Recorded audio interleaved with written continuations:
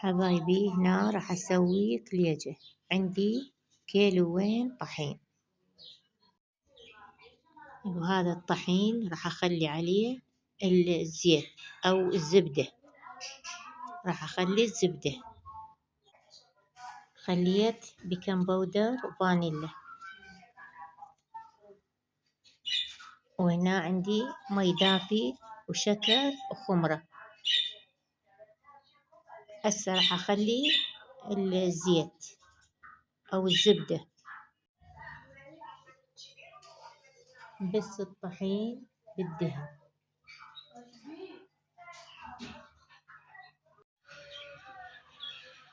راح أضيف قاشوقة هيل،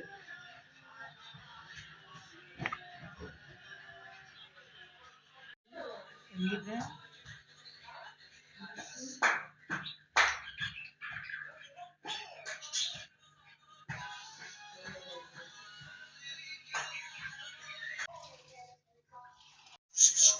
وراح نضيف المي والشكر والخمرة بالتدريج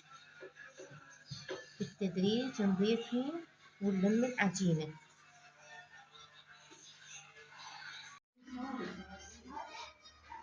وهاي العجينة حبايبي مالتنا راح نخليها ترتاح، وراح نسوي الحشوة.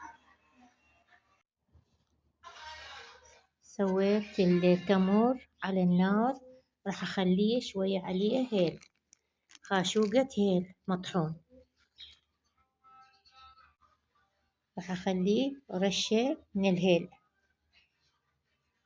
هيل مطحون.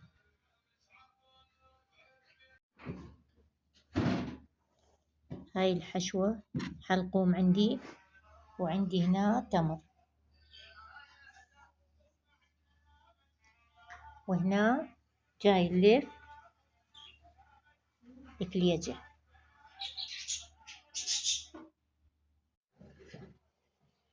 كورتين بهذا الشكل.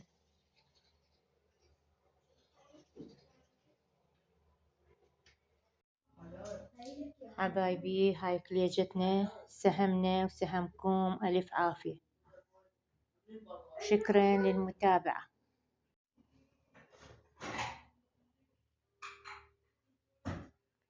كل سنة وانتم بخير إن شاء الله، من العايدين صحة وعافية.